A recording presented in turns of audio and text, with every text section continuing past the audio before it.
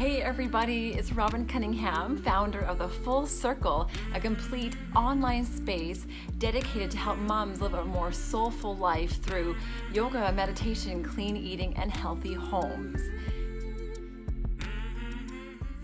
Today, I want to talk to you about something I'm very passionate about, and that is creating a morning routine for ourselves. So I don't know about you, but about a year ago, last fall, in about September, October, I had kind of hit a brick wall.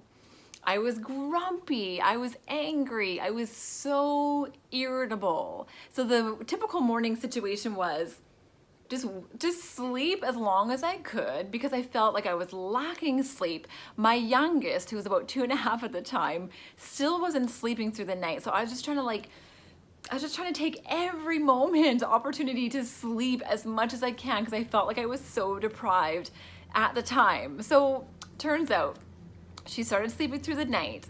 And I love how just like life events line up exactly when you need them, because I was in a store, just a local store, and I ran into an old friend. And guess what? Guess what she talked about? It was a morning routine. So it's like it slapped me upside the head, and it was the simplest thing. I'm like, duh, why haven't I got back? Like before kids, I was always a morning person. I would be able, like for as long as I can remember, my body would naturally wake up at 6 a.m. every morning. I'd be out the door, walking around the block wherever I could to get some fresh air and mental clarity. But when kids came along, you guys, I don't know, like I'm sure you can relate if you're a mom. You get so exhausted. You feel like you have no more energy to give. And that's what I was at that point. I was at the breaking point of being completely overwhelmed with my life, completely angry mom. I had nothing left to give my kids. And it was a bad feeling. It was a really terrible feeling. And I remember thinking, am I ever going to feel the same again?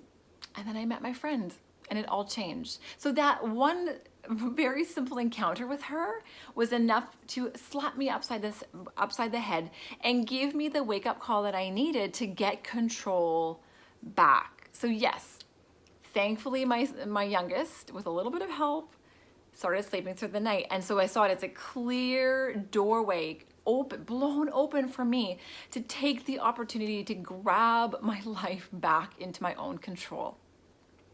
So I'm here to ask you, how do your mornings look right now? Are they chaotic? All up here, frantic? Are people running around trying to get ready for the day?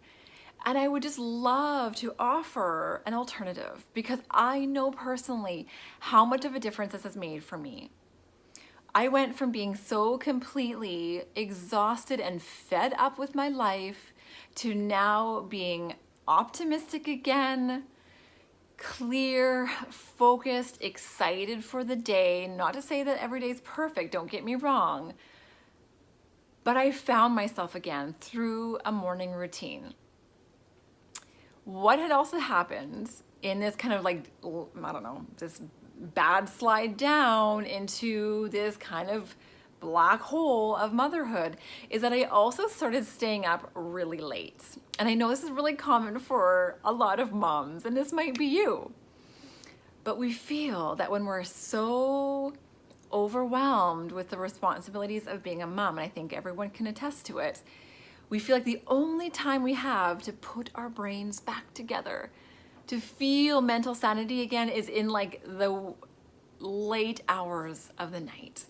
And that was me for a long time. I was just staying up as long as I could just to feel the energy come down, to hear nothing in the house, to feel silence, hear silence, to be silent.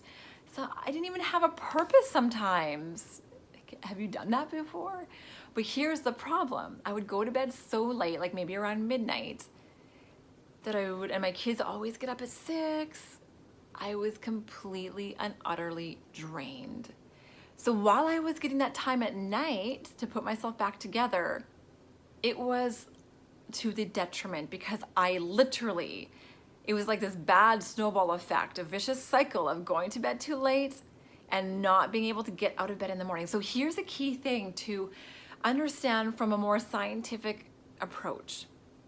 And I know this from my training with yoga and meditation, is that our bodies, like the natural rhythm of sleep within our own body, requires us to be in bed from between 10 and 2 a.m. Not to say you get up at 2 a.m., but between 10 and 2 a.m.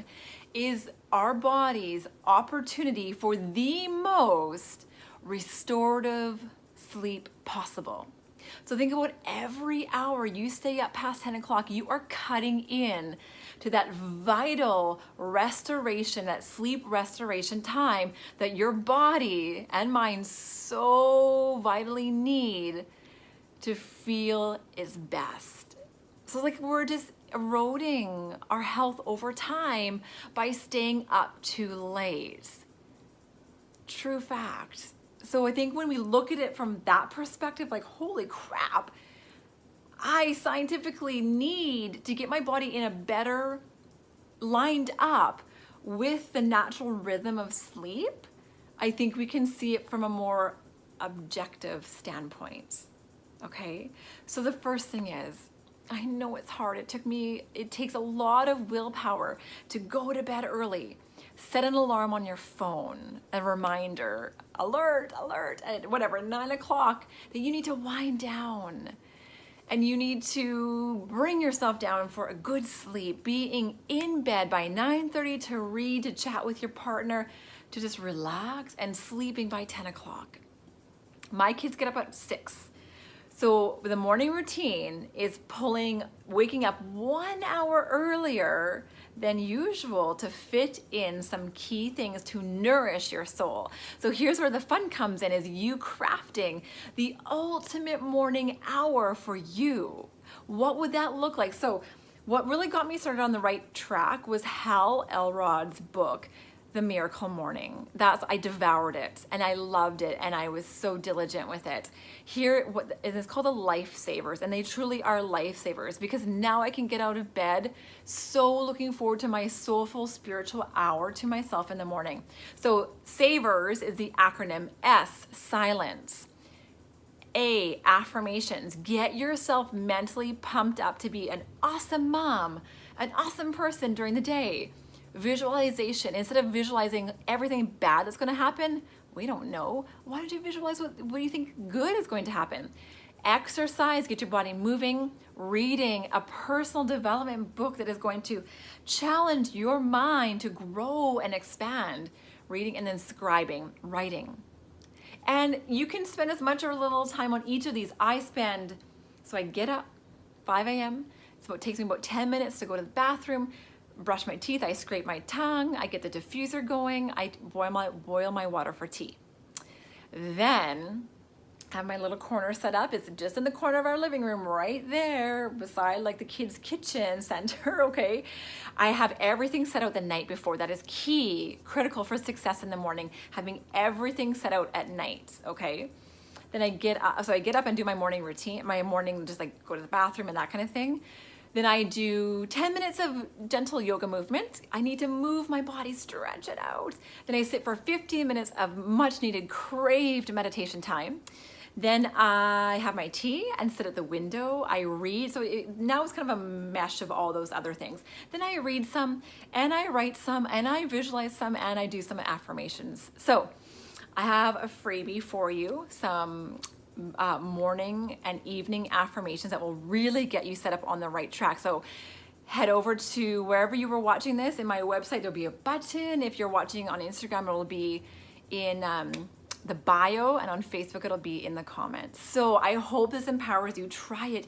Give it 30 days, and I promise you, you are not going to want to go back to sleeping in and waking up with your children dragging you out of bed. Thank you so much, everybody. Have a great day.